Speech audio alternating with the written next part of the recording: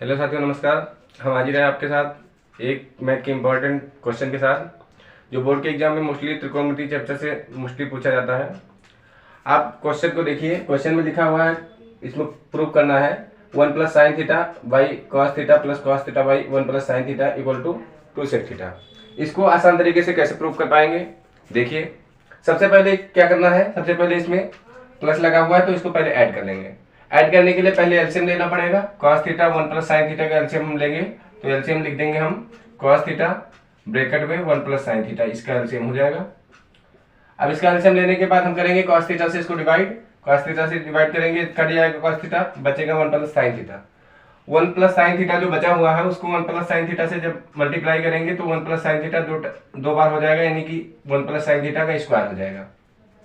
अब यहाँ 1 plus sine theta से भाग करेंगे, 1 प्लस साइन थीटा से भाग करने पे 1 प्लस साइन थीटा कट जाएगा, cos थीटा बचेगा। cos थीटा का cos थीटा में मल्टीप्लाई करेंगे तो cos थीटा ये दो बार है, इसका मतलब cos स्क्वायर थीटा हो जाएगा। ELHS में यही चीज है। ELHS में अब इसको क्या करेंगे, अब इसमें a प्लस बी का होल स्क्वायर चलेगा, तो 1 का स्क्वायर 1 प्लस साइन का square sine square theta plus 2ab यानी कि 2 साइन थीटा। अब प्लस में cos स्क्वायर थीटा ऑलरेडी लिखा हुआ है, इसको ऐसे लिख दिया जाएगा।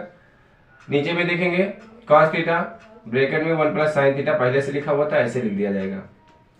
इसको देखेंगे, अब इसको sine square theta plus cos square theta की वैल्यू होती है साइन स्क्वायर थीटा और plus cos square theta equal to होता है 1। तो इसके प्लेस पे, इस दोनों के प्लेस पे लिख दिया जाएगा 1, यानी कि 1 पहले से लिखा हुआ था, इस दोनों के प्लेस को ऐड करके लिखा जाएगा 1, तो यहाँ 1 लिख दिया जाएगा।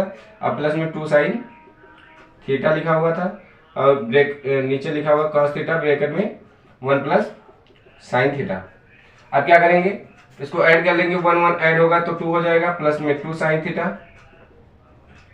By cos theta by 1 plus sine theta.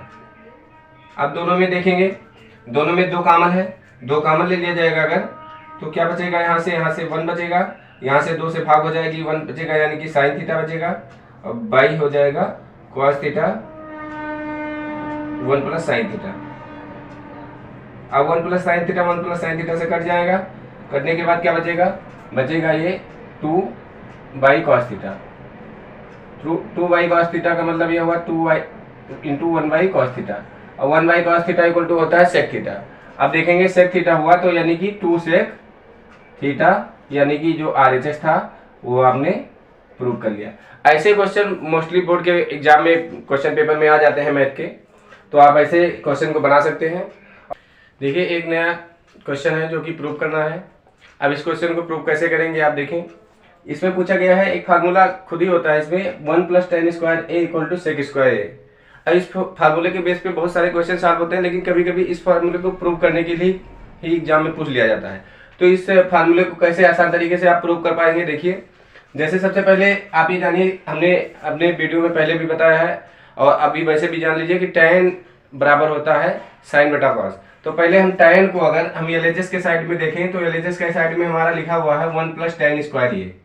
अब tan में अगर हम tan स्क्वायर ए को हम साइन बाई कॉस में चेंज करते हैं तो क्या हो जाएगा, 1 प्लस साइन स्क्वायर ए और बाई हो जाएगा cos स्क्वायर ए।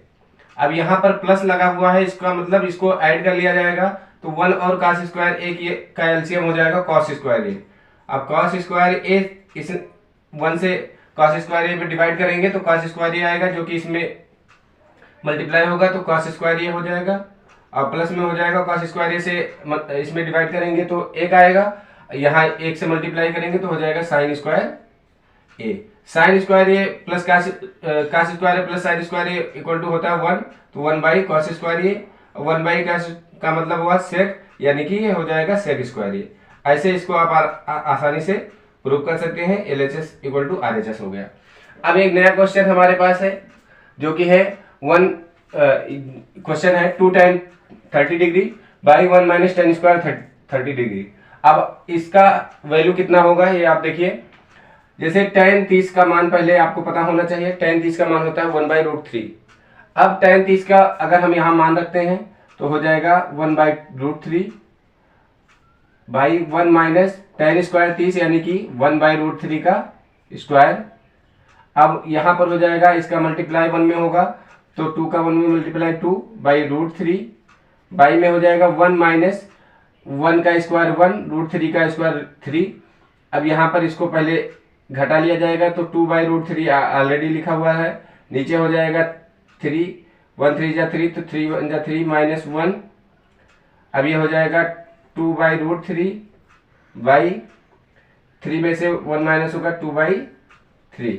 ये रेसिप्रोकल होगा ऊपर जाने के बाद तो ये हो जाएगा 2 बाई √3 इंटू क्या हो जाएगा, इंटू हो जाएगा 3 बाई 2। अब ये 2 से इसको कट कर देंगे, बचा हमारा कितना 3 बाई √3। अब इसका पहले हम करेंगे परमेकरण।